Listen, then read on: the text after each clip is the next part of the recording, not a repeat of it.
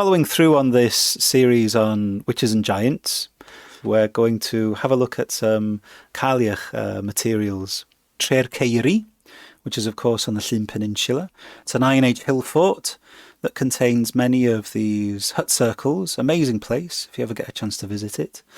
Cairns, of course, means the town of giants or giant town.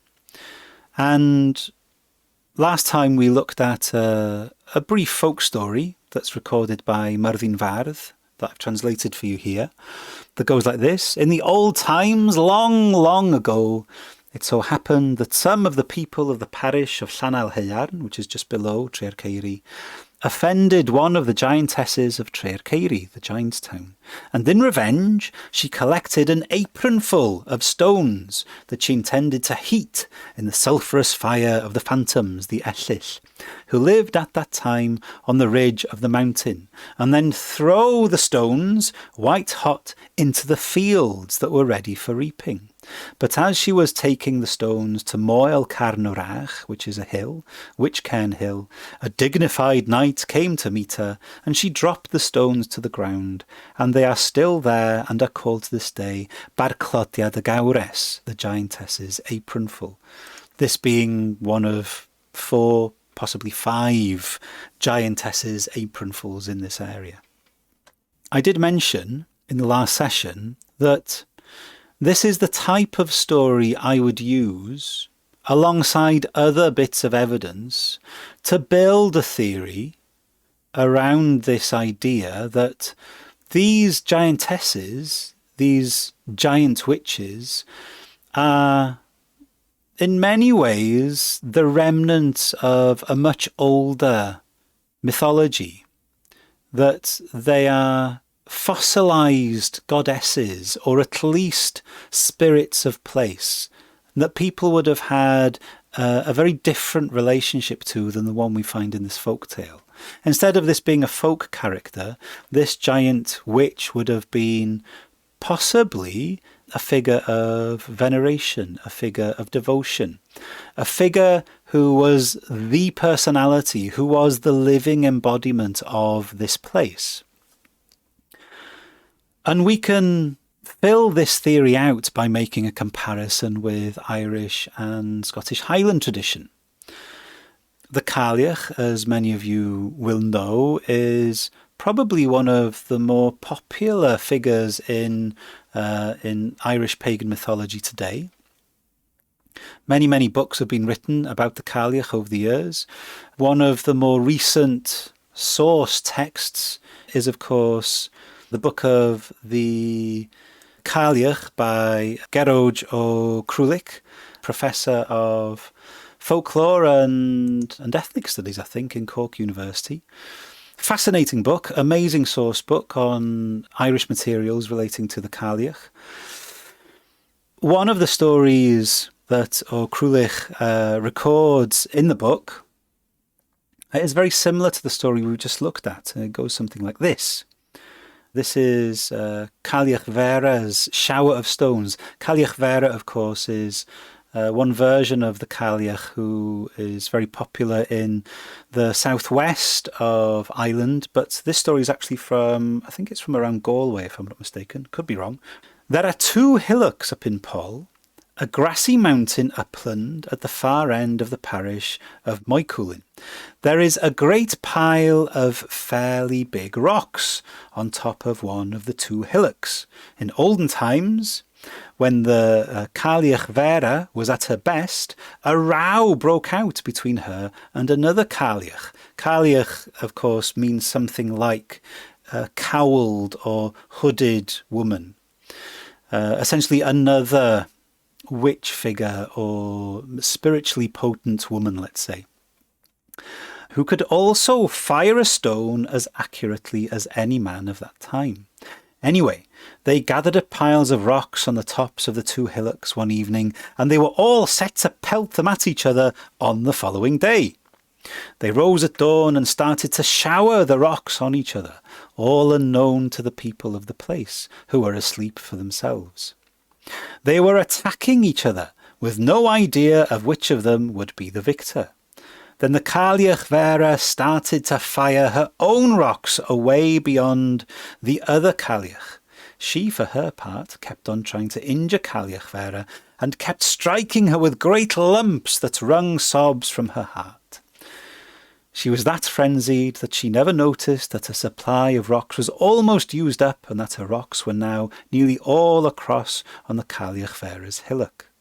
She hadn't understood either the trick Cailleach Vera was playing, throwing her own rocks away past her so that they landed far out of her reach down the slopes. The Cailleach Vera's plan was to leave the other Cailleach's hillock with no rocks on it. When she found that this was the case, she attacked the other Cailleach again, and she was pelting her until she had her beaten into a pile of bones on the top of the hillock. When the people of the place arose that morning, they found Cailleach Vera stretched out on the top of one hillock and bleeding badly. She had buried the other Cailleach under the pile of rocks on the hilltop. So you can see the similarity here. These Cailleachs are clearly very, very strong women, giantesses basically. They're also throwing large rocks. They're involved with moving large bits of granite essentially around the landscape, which is exactly what we find with these stories relating to Barclodi the Gawres. And also they're associated with ancient cairns, Neolithic sites, or at least Iron Age sites. Ancient sites that people would have associated with ancient powerful beings, such as great giant witches or Cailleachs. Yeah?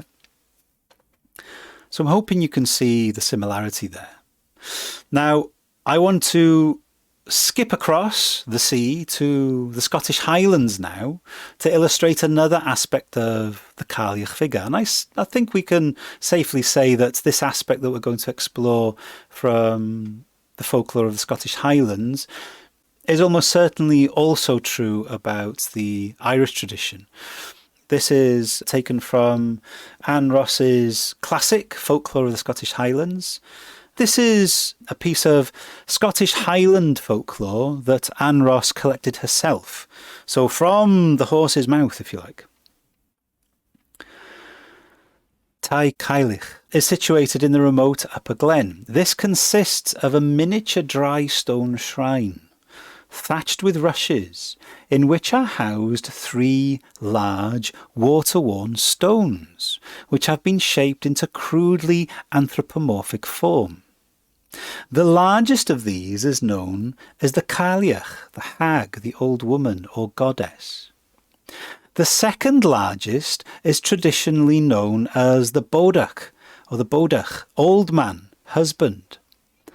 The third and the smallest stone is the Nian, the daughter or girl.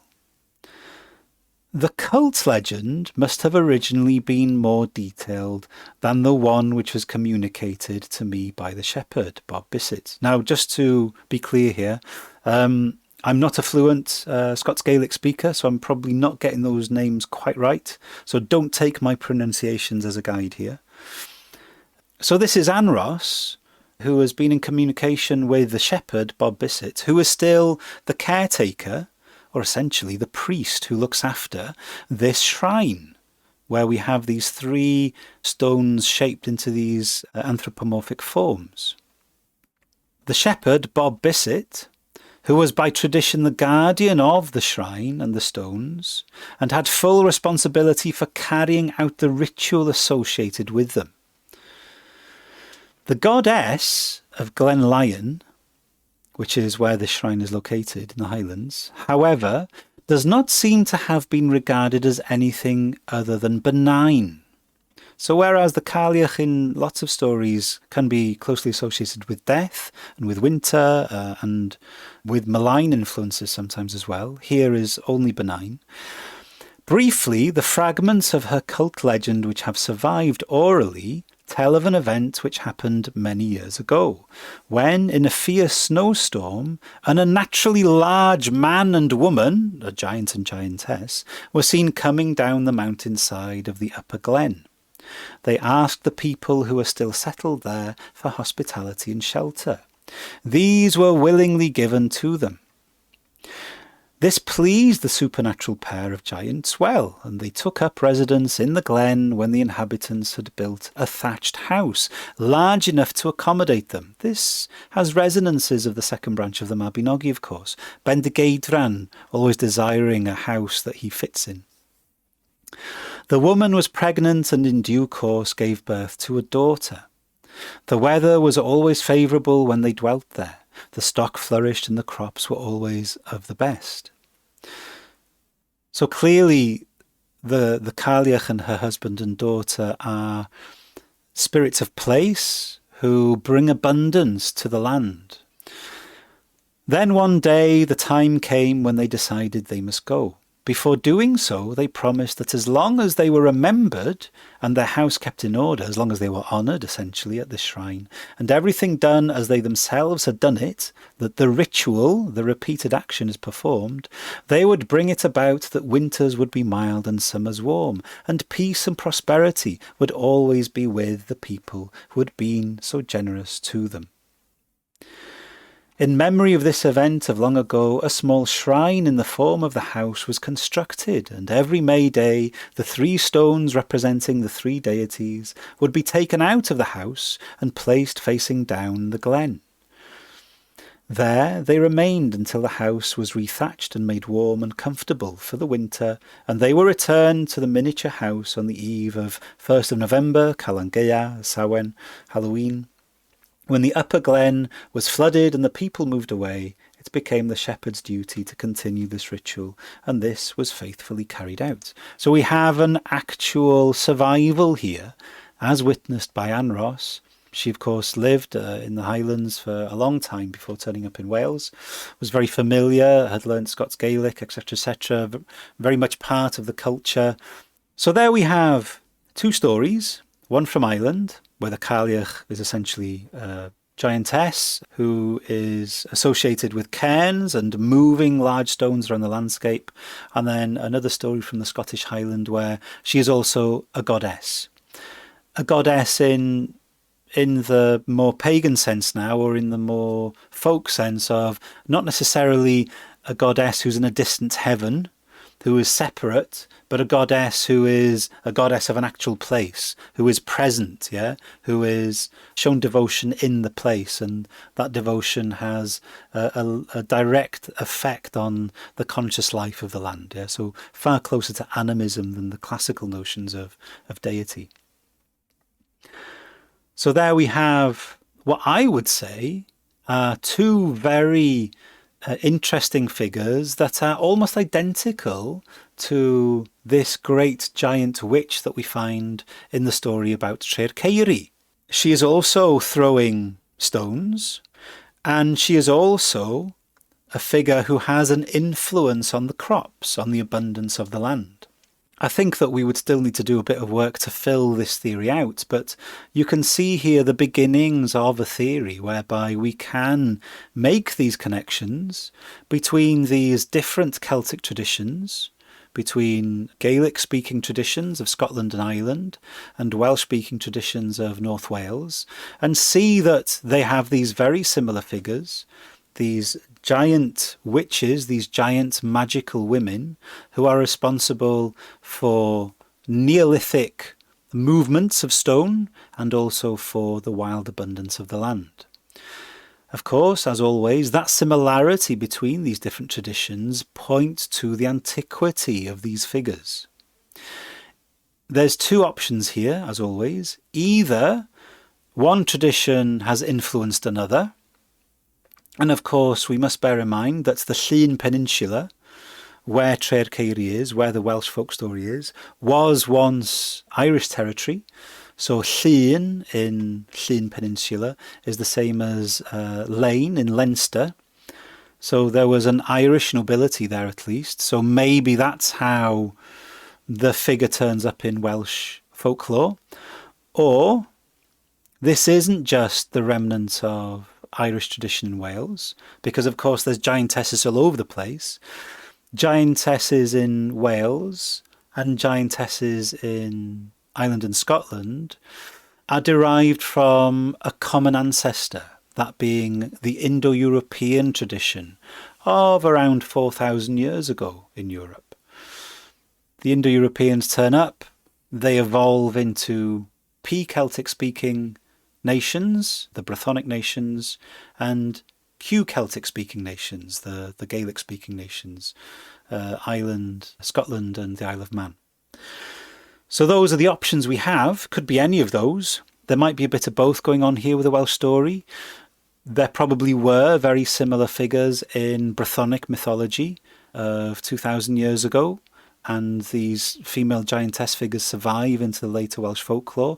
But also there could easily be an affirmation of that tradition with the Irish culture of Iron Age, Llyn Peninsula also leaving an influence there also. So I would say both aspects coming together in the folk story.